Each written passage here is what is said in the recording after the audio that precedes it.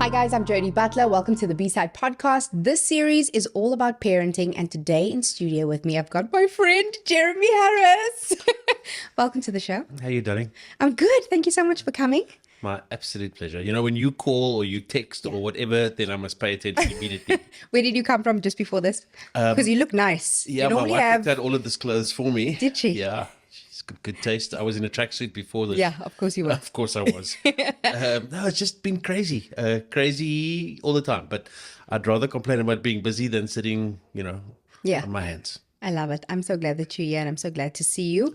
We spent a lot of time together. Oh, yeah. We worked together for many years and we spent every single day together looking in each other's eyes. Yes. And we got lost using GPS. And we got lost. We've been on many a road trip together and slept in some weird places. Yeah. But it's So all fun. And it's always so great to hang out with you. So thank you for being here. So I want you to tell everyone, just in like a quick 30 seconds, just Jeremy Harris highlights, like where you came from and how you got to being the sports anchor that you are today. Sport, I don't know why, but sport just sits really well with me. So I've always had an interest in it. And so every time I've done a radio gig, in fact, also I've done a couple of TV gigs as well. It's always had sort of sport as the thing that I was there for. I did dabble with corporate, and I was in corporate marketing for quite a few years. But it was always like it's just a temporary sort of gig that I was involved in. Always wanting to get into sports broadcasting, which of course I've done. I've been lucky enough to work at all of the big radio stations in the Cape. I've done some time in Johannesburg as well. But now, of course, I am a sports anchor at Heart FM. I've got my own sports show on a Saturday, which is doing really nicely, called Super Saturday. I mean, a radio award-winning show is what it is. Thank you for saying that. Yes. But yeah, a radio award-winning show. So I mean, and I'm loving it, and I feel like it's getting better, and I feel like all of a sudden we've sort of flipped the coin that people are asking to be on the show as opposed to me asking them to be on the show, which is quite fun as well. Yeah, I love that. That's quite cool. And have you ever turned anyone down? Like, no. But it's nice to be able to go, gosh, we're full for the next couple of weeks. Yeah, we're booked up actually. We're busy, and I mean, I've never done that, even though we've had a gap. But it's really nice to have that. And I mean, you've got some big names. There was this one skateboarder from Brazil. Yes, I saw her, the girl with the six-pack. Leticia Buffoni. She was amazing. She was amazing. She brought her 4.2 million Instagram followers to the show, which was just outstanding. And she asked, I'd love to, I'm in Cape Town, I'm doing skateboarding clinics, could I be on your show? And you can just imagine, she comes to Cape Town, goes like, oh, what radio stations are here? Exactly. What's the biggest sports show that I can be on? And Jeremy Harris. Yeah. And then she came in with a t-shirt that would have been great if it had been done, finished. Because it was tiny, but I saw. Showing off her abs, and I'm like, wow, okay, great. But I mean, it's it's like a wide variety of guests, so it's really cool. I love that. Listen, you've lived many lives. I mean, we've spoken in length about your jobs before, your corporate. You've done things where you were to look after very high-profile clients as well. Some things we won't talk about right now because Jeremy had a different life before. I was actually a secret agent. He was a secret agent. I mean, pretty close to it, I think. And of course, you are now a sports anchor. You also, like you said, you have your own show, but you're also a parent. Yes. Which is one of your biggest jobs. And today, this podcast is all about parenting. Everyone's journey looks different. Everyone's family dynamic looks different and unique to them. And today we are going to focus on twin parenting, which is what you don't only have one, you've got two. Yes. And they were born at the same time. Yes, that is a true story. I'll never forget the day we went in. We had done the pregnancy test, and it said, it's very likely that you're pregnant. So we went to the doctor just to get everything verified, and he did a bit of a scan and everything, and then we sat down in his office, and he said, so the first baby is, and we were like, wait, first now what now? What do you mean? As in, are you suggesting that there's a second baby? I mean, I'll never forget those words, because I just felt like everything sort of went silent all around me. I can just imagine if you are, you think, okay, cool, you're having a baby, you prep for this one thing, you get the one crib, you think, and this is your budget is worked out, and now you go, and the second one. And the second one. The what? Yeah, no, so what were you most worried about? That I would run screaming into the traffic. I mean, we had no idea. We had no sort of point of reference, even for if it was just one baby. but everybody was like quite casual about the fact, well, baby one is here and baby two is here. And we went home, we were like, what has just happened to us? So that was, a really exciting, but a little bit numbing sort of news at the time. And then you go through the pregnancy, and I mean, easily, Karen, my wife, had the biggest tummy I'd ever seen. Yeah. Because there were two of them inside there. And so we were, whilst they're not there, you're excited, you're getting yourself ready, you're painting rooms, and then they arrive. And then the fun really begins. Wow. I've got to tell you, I had a friend of mine, his name is Fabian. Yeah. Fabian said to me, Jeremy, of course, Fabian had his two children, one at a time. Mm-hmm. And Fabian said, listen, Jeremy, 6 months and everything starts to go back to normal. So I was like, okay. Are you still waiting for those 6 months? I can do 6 months. And 6 months came and went, and I phoned him the next day. I said, Fabes, it's been 6 months. Yeah, you're a liar, Fabian. I don't know what's going on here, but something is not right. Do you think that it would have been easier for you? Because obviously when you have twins, you are experiencing double trouble at the same time. So you're going through teething problems at the same time. This one's crying, that one's, everything is going at the same, all those levels, all those phases you're doing at the same time, double time. Yeah. Do you think it would have been easier for you to have two kids a couple of years apart? Or do you think just getting double the fun at one point and going through it all at the same time is better? Yeah, I don't know. I mean, I think that the issues that they had in terms of things like teething and colicky and that sort of thing, they obviously never had it at exactly the same time. And both of them were actually very good babies. I mean, it was just all hands on deck all the time. But I mean, we would force them into the same routine. So when one ate, everybody eats, wake up. And when it was bedtime, everybody went to bed. So it wasn't a case of, we'll adjust to their routines. I love that. So we forced them into a routine that worked, I suppose, for us, but we kept them all on the same routine. The other thing, I guess, that was a challenge for us was that, we noticed that Luca, my daughter, and maybe this is a feature of how girls develop, but I mean, throughout, her, as she became older and as she developed, she was a whole lot more settled, whereas Jack was very excited to be all over the place. I'll never forget, we had a friend of ours who was very fancy. Very fancy clothes. Oh no! I know where this is going. and they came and they helped Luca, and Luca was very friendly. Now they helped Jack, and Jack just vomited all over them. In their fancy clothes. They never came back again. They're not pleased with you anymore. I don't think they took to us. I don't know the last time I've seen a Christmas card. But the fact is that even though we were forcing them into a routine, and we were forcing them into a sort of I suppose a pattern that was, guys, we're going to go down. This is what we're going to do. They were becoming their own people at a very early age, and I guess that's the way it works. Yeah, so you are lucky enough to have a pet and pair. So you've got a girl and a boy, which is great. So you've got the best of both worlds. Yeah. Tell me, was being a parent always on the cards for you? Was that like always, that's going to happen for me? I'm going to get married and I want kids? So we got married when I was 27. Karen was 25. And kids we spoke about kids, but we were going, we're going to travel, we're going to do things on our own because we're going to have kids a little bit later. And we went just a little bit, like 7 or 8 years later. And then when we tried 7 or 8 years later, we struggled. We struggled. We had a couple of near misses. We had a couple of miscarriages even.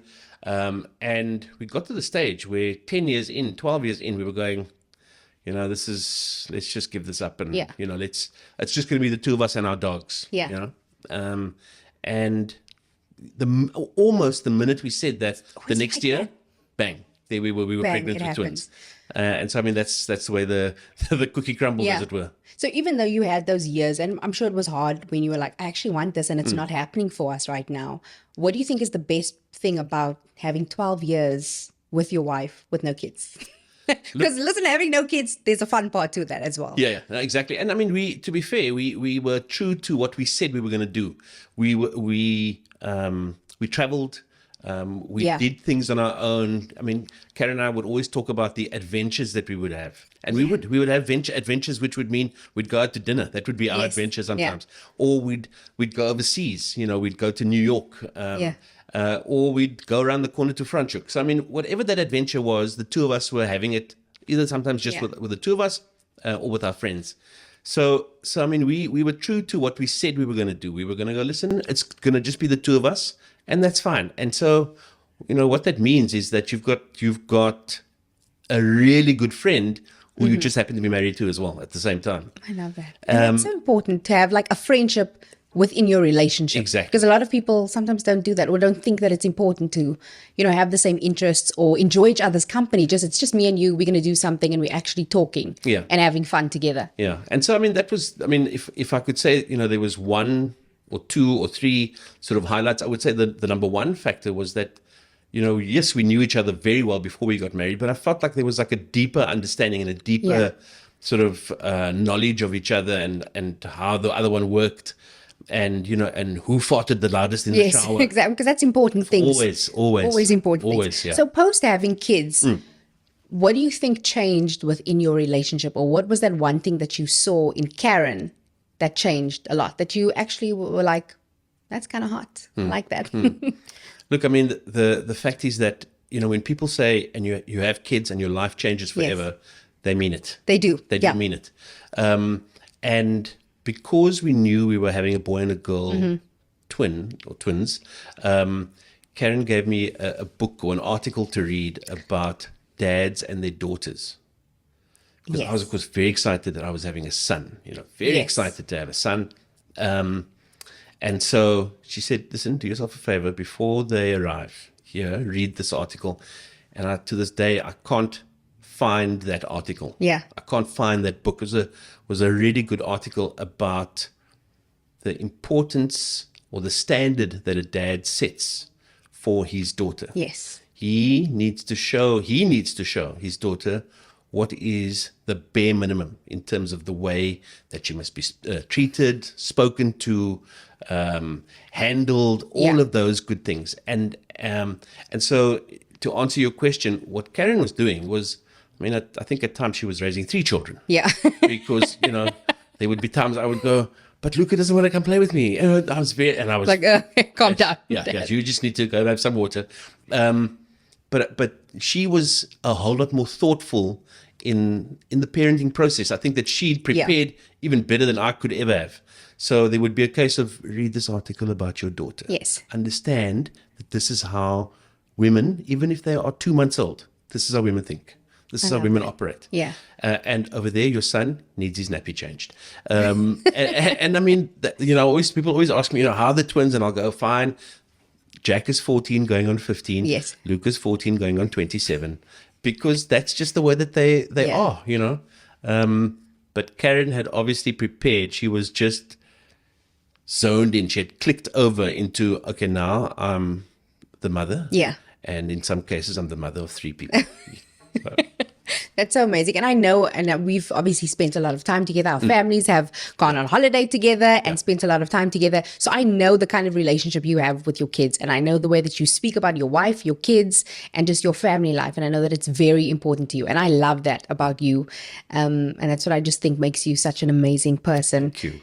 That's why we're friends, right? Yes. So I actually spoke to Karen about that article that you were reading. And she says that this had a pretty profound way that you parent. So you've obviously learned and taught your daughter, what to expect, what not to expect, what not to absolutely not to tolerate when it comes to, relationships, men growing up.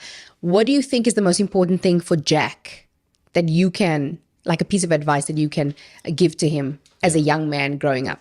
So the one thing, and for me, how we treat women is, wow, it's something that I feel strongly about. And so from time to time, as you can imagine, with a sibling, they will fight. Yes. And they did.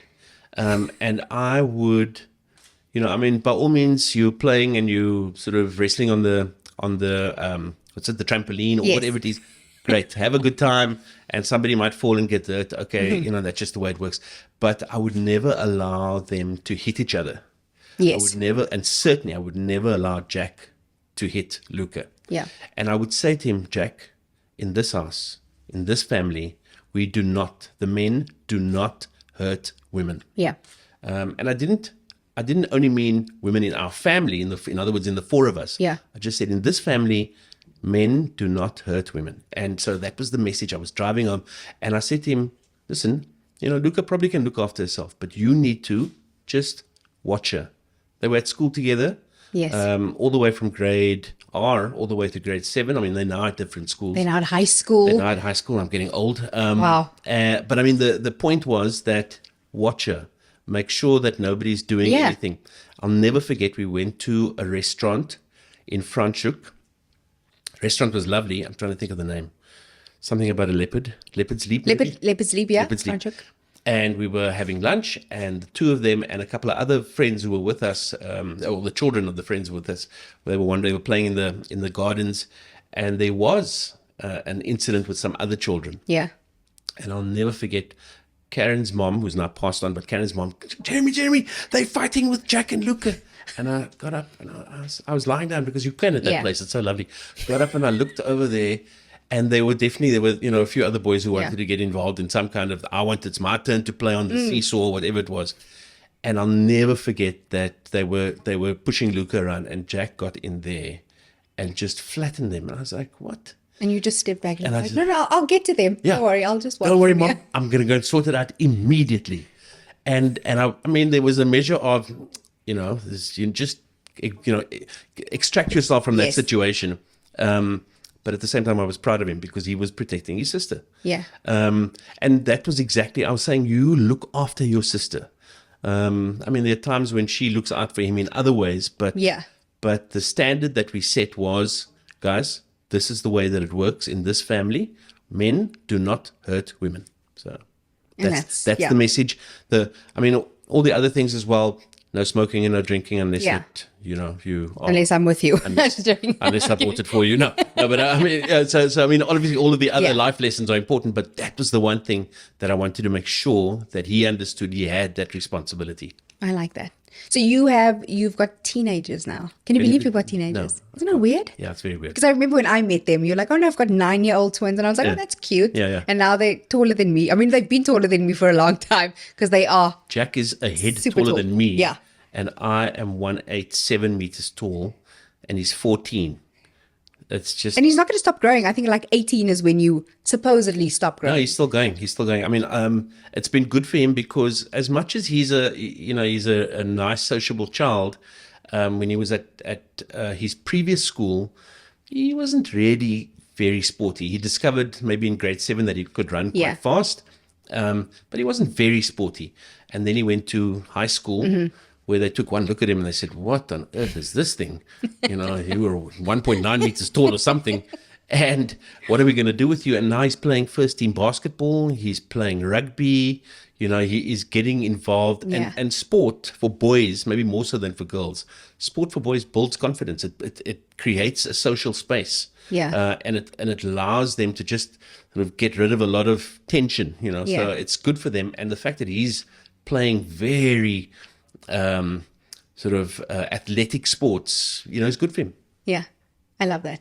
That's so cool. You've got twins, and I know that you've heard of the electro complex, right? They always say that girls gravitate to dad and boys gravitate to mom. Yeah. You have a very special relationship with your daughter, with Luca. The two of you are very close, very alike also, and you've just got a good relationship, good, open and honest, and you guys talk about everything. Yeah. Do you think you are lucky, or do you think that you're doing something special? Because normally at the age of like 13, they start, shying away from dad, and dad's not cool anymore, and I don't really want to hang out with you. But the two of you are still like, it's thick as thieves. Yeah. Do you think you're doing anything specific or different so that she still has that kind of connection to you? Look, I think that she knows that I'm there to look after her. She's got a really good network of friends. I've said to her many times when I've dropped so we will pick the girls up from maybe it's hockey practice, or maybe they've gone to a restaurant, who knows what they get up to. And I'll go and fetch them and then take the girls home, and then Luca and I in the car on the way. Yes. And I go, Luca, those are really nice girls. Yeah. They are so nice. So she's got a good network of friends that she can have a great time with. Yeah. But I think that what I'm not doing is I'm not over-parenting her. I'm not, going, these are the rules, this is this. There's a level of trust I'm showing to both of them. But when we're talking about Luca, there's a level of trust that she knows that is in place. She knows that I'm not going to I'm not going to be going, I need you home by this time. That's unacceptable. No, you can't go out on a Friday night, whatever it is. You ask me, and if you've got a good sort of case to make, then we'll make that plan for you. It's fine. So I think that she knows that I'm there to look after, and that I'm her dad, and that I will parent, but I've not needed to parent, well, probably her, but certainly maybe both of them for a long time. I've not needed to be, reading the riot act, as it were. And I think that works. I think, people go, you mustn't be your child's friend. Yes. And I think that I'm a couple of steps away from that. So there is a gray area. Yeah. Just like the cool uncle. Yes, exactly. So they know that, and as you say, Luca will have the most intense conversations with me about things. Sometimes, the filter needs to be applied because there's other people in the room, but I mean, she will have that need to have the conversation, and she will come to me and go, Dad, this is what's really bothering me now. This, that, and the other thing. So, and I love that she's having those conversations. I'd hate for her to sit in a room. So lucky, because a lot of people crave that kind of connection and that openness with their kid, and like, well, please tell me what's going on. Yeah, exactly. I want to know with the boy that broke your heart, or whatever you're feeling, and they just kind of, you're not going to understand. What that broke her heart is buried in the backyard. Oh, really? Nice. Cool. Yeah. I don't want to be too harsh on these people. Yes, I know. I just like to bury them quickly and quietly. Just quickly and quietly. I'm joking. Listen, I was reading an article about some of the most important things when it comes to twins, because I've always been fascinated with twins, and I just think it's so amazing to have these two individuals that, sometimes look exactly alike, but they're so different. Yeah. And one of the most important things that they said for twin parents is to manage one-on-one time. How do you kind of enforce that into your routine where you are spending one-on-one time? And do you think that that's super important? It's very important. And in fact, Karen was the one who flagged that in terms of going, you can't have, it might be the same conversation. You might want to, tell them both the same thing. Yeah. But you need to tell them separately. Sometimes it's just not convenient to do that. So that's fine. You do a sort of a family announcement. But for the most part, you need to respect each of them. Yeah. So you need to go, Jack, I just want to tell you something, this, that, and the other thing, whatever, or this is the decision, or this is the conversation we're having, or this is the incident I want to flag with you. And it might be exactly the same content, but it's delivered differently when it comes to Luca, delivered differently when it comes to Jack. So I mean, it's super important, because I think they start to then also feel as if you're respecting them as individuals, as opposed to, the two of you are the same. I'm going to treat you as if you're the same person, and that's definitely not the case. What kind of activity would you do with Jack versus with Luca, in terms of just getting doing something fun with him and just being on their level? So look, they are both very sporty. So I mean, I like to be involved in their sport. So I mean, that's, I suppose, consistent then for both of them. But Luca will want to go for, can we go for a coffee? Okay. Then I know, okay. Yeah. Maybe there's something to be said. Yeah, because she's 32. Yeah. She's 32. Or let's go shopping. Yes. So again, she's 32. Whereas Jack will be in his room and will come to me and go, Dad, can you take me to, I can't say the girl's name's house. And I'm going, who is this girl? No, she's a girl that I quite like. So then the conversation will then go into that space. So there's definite, he will be a little bit more to himself in terms of sharing, but when he's ready to share, he will share. He'll Whereas word vomit will just come out. It'll be quiet on the Western Front for a while, and then all of a sudden, there's this girl, she lives here, and yes, I quite like her. Yeah. Whereas Luca will not tell me. Oh, sorry, Luca will over communicate. Just communicate where you like. We're having coffee. Maybe I should know that. Can you buy sushi? Can we go shopping? And then whilst we're doing all of those things, there's just constant communication. Constant communication that I didn't ask for all the time. And I will look at Karen, and Karen's just going, hawking a lot. Yeah. But I mean, but again, it's like one of those things where I look at other people with kids who are sort of their age, and it doesn't look like there's that kind of chemistry. Yeah, exactly. And so that's why I don't mind, and I've said to them now, I've said it to them over the years, tell me anything. Tell me anything. Just always tell me the truth. So tell me anything, just always tell me the truth. Yeah, because Yeah. the truth is never going to get you into trouble. Well, maybe exactly. it will. And I but think that the truth will never get you into trouble, Yeah. even if you've done something wrong or bad. Rather tell me. you're such a good dad, Jeremy. I read that somewhere. Yeah, you read. I just wrote it down. So you grew up with older brothers. Yes. You are the baby. Just I like am the me. baby, yes, You and also lost your dad very, very young, just like me as well. Do you think, like, where did you? Because you are such a great father. You're such a great father figure, and you set such a good example for us, for myself, my husband. We always say that you and Karen are like such a good unit to look at as for inspiration and just a great example. As someone who lost their dad very young, how do you, like, where do you draw from, like, to be like, this is what you do to be a good father? Like, where does that come from if you didn't have that figure constantly in your life for a very long time? Yeah, that's a good question. So I was 13 when my dad passed away. And I mean, people talk about the various uncles that were obviously around. Yeah. But I mean, it was my mom mostly and my two brothers. Yeah. And I mean, just, it was 4 years after my dad died, my eldest brother died. Yes. So it was hard for the family. But I mean, if one thing that unfortunately that death does do is it brings the people who are left behind closer. Yeah. And so my mom and my brother, who hardly ever spoke, I know. He's like this tall, statuesque man. yeah, says and nothing. he doesn't say anything. Says very few words. I was like, are you his brother? Oh, cool. Yeah.